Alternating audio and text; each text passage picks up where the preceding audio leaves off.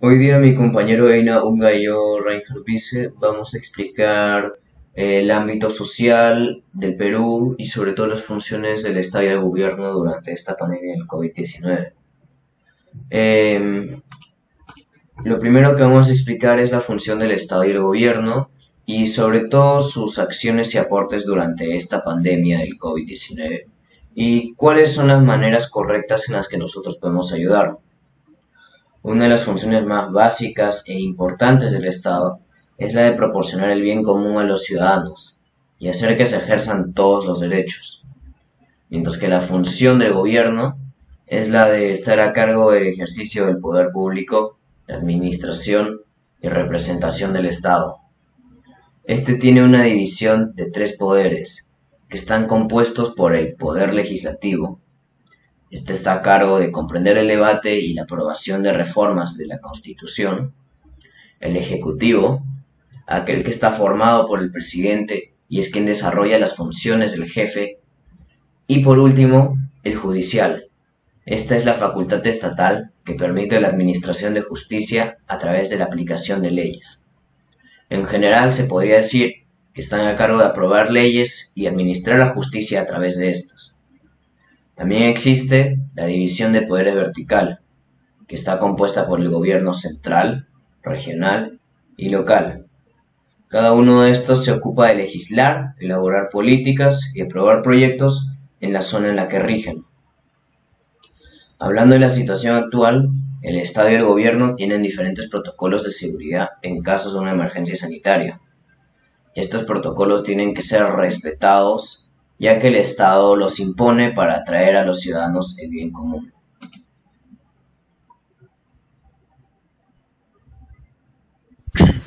Hay que tener en cuenta unos conceptos claves, tales como que el Estado siempre tiene que intentar llegar al bien común y también tiene que haber el apoyo de los ciudadanos para llegar a este.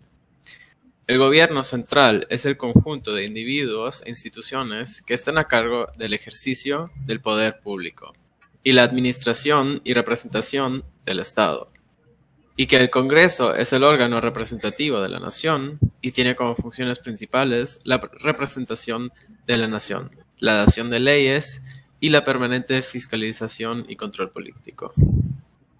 Como ya se sabe, hace unos meses el COVID-19 se propagó en el Perú y el Estado es la principal institución de mantener el orden, en temas de mantener la tranquilidad de la población, sobre todo en estado de emergencia sanitaria, aunque este no sea el principal poder en intervenir en los hospitales y centros de contención.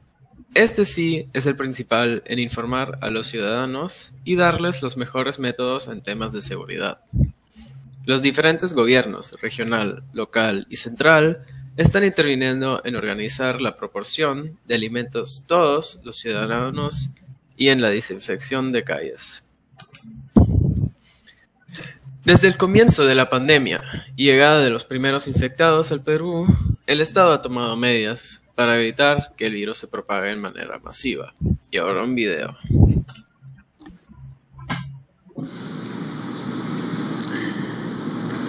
Queridos compatriotas, durante estos 2 años de gobierno, los peruanos y peruanas hemos afrontado diversas dificultades que han puesto a prueba nuestra capacidad, nuestra fortaleza y nuestro compromiso con la patria. Asumimos las riendas del país en medio de una grave crisis política e institucional.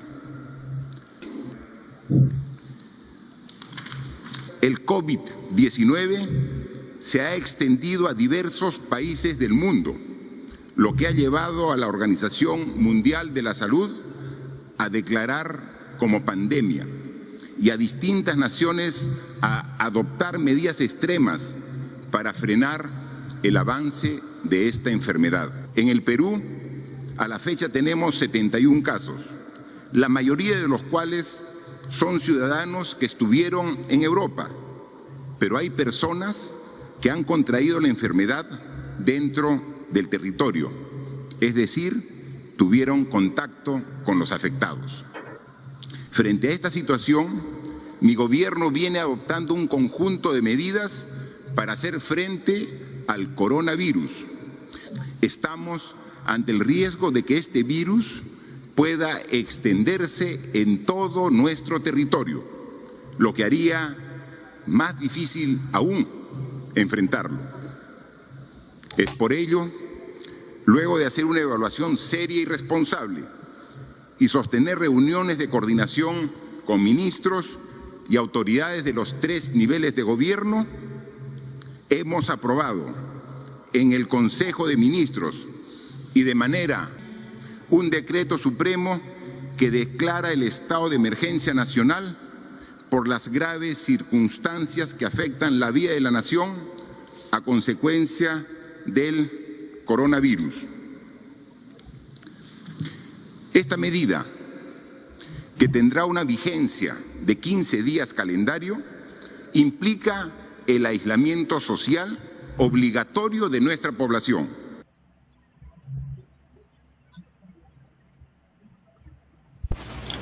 Básicamente, lo que nos quiere decir el video es que el gobierno ha estado presente desde el inicio y preparado para tomar las medidas necesarias para combatir el virus y llegar a un mínimo de infectados en la mejor forma posible. Por ejemplo, suspendiendo reuniones y actividades masivas, informando a los ciudadanos sobre medidas para evitar el contagio, retorno al lugar de residencia habitual, asistencia y cuidado de personas adultas, mayores, menores de edad, personas en situación de dependencia y vulnerabilidad. El Estado indica la distribución de limpieza e higiene personal en todo el Estado.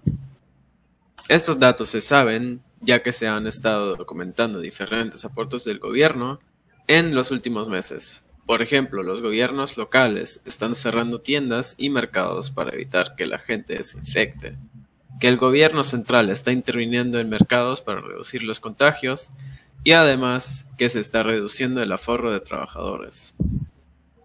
Ahora voy a hablar sobre una noticia. El Ejecutivo declaró el estado de emergencia el 15 de mayo, 9 días después que se detectara el primer caso de coronavirus, con ya 86 casos detectados. La reacción rápida del presidente Martín Vizcarra, basada en la experiencia de otros países, incluyó la cuarentena y 3 días más tarde. ¿What? En el marco de sus facultades constitucionales, dispuso que las Fuerzas Armadas apoyaran a la Policía Nacional para garantizar el cumplimiento de las medidas adoptadas. Otra medida apuntó a la retirada de un monto de $600 de los fondos acumulados en cuentas personales de las administradoras de fondos de pensiones, para quienes no hubieran aportado en los últimos 6 meses. El presidente disolvió el Congreso y convocó elecciones parlamentarias el año pasado. El Parlamento entrante se instaló al día siguiente de la declaración de emergencia por la pandemia del COVID-19. De ellos, el Ejecutivo debe dar cuenta al Congreso para el respectivo control del legislativo. Pero durante el interregno parlamentario ha dictado decretos de urgencia sobre diversas materias y el presidente del Consejo de Ministros debió sustentarlos ante el nuevo Congreso, obligación constitucional postergada por la emergencia. El Ejecutivo ha presentado 5 proyectos de ley. Luego de aprobar de la delegación de facultades legislativas, 2 de estas iniciativas fueron archivadas. El Congreso consideró que se trataba de un problema que debería resolver el Ejecutivo y votó en contra. El año pasado se aprobaron algunas de las reformas políticas propuestas por el Ejecutivo.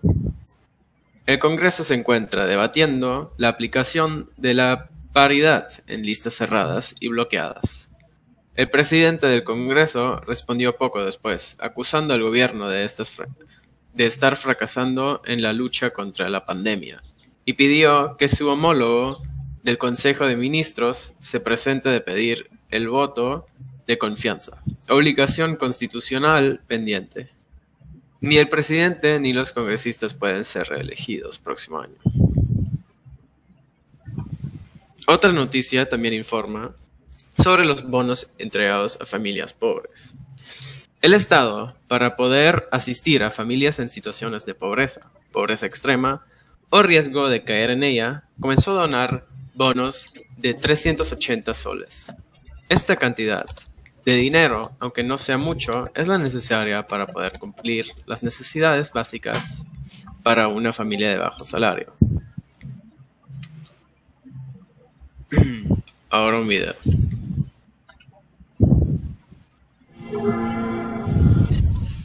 Desde hoy se podrá cobrar el bono de 380 soles que el gobierno entregará como apoyo económico a las familias urbanas pobres y de extrema pobreza por la emergencia del coronavirus. Para saber si es beneficiario, tiene que ingresar a la página web www.yomequedoencasa.p, colocar su DNI y ahí tendrá la información del día, agencia bancaria y hora en la que tiene que cobrar. Una vez que uno ya sabe que tiene acceso al bono, hay dos pantallas posibles. Una pantalla es, usted puede cobrar, por ejemplo, mañana, en tal agencia, o AM o PM. Y va a haber otras pantallas en que va a decir, paciencia, intente otra vez. La data está registrada con la información de las mujeres de las familias. Son ellas las que deben ir a cobrar.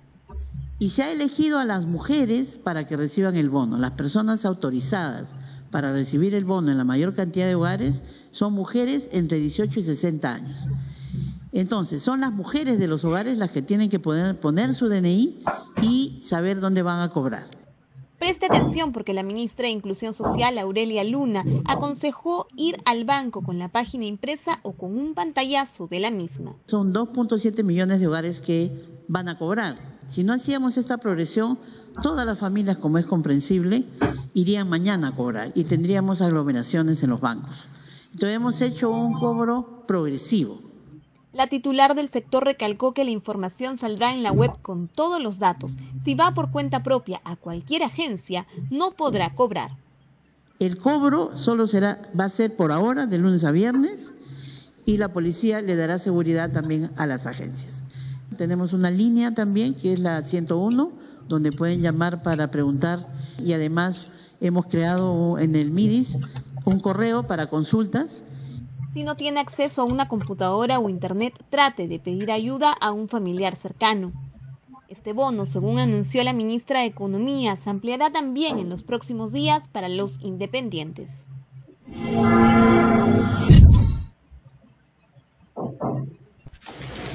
Estas noticias informan sobre las acciones que el gobierno está tomando para reducir contagios y que están apoyando a los sectores más necesitados, proporcionándoles alimento.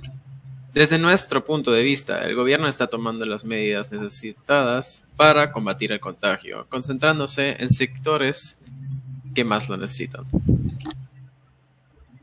Bueno, pero no solo se trata de qué está haciendo el Estado y el gobierno, sino también de cómo podemos ayudar nosotros. Lo primero que podemos hacer es ayudar al Estado cumpliendo los métodos de seguridad que nos proponen.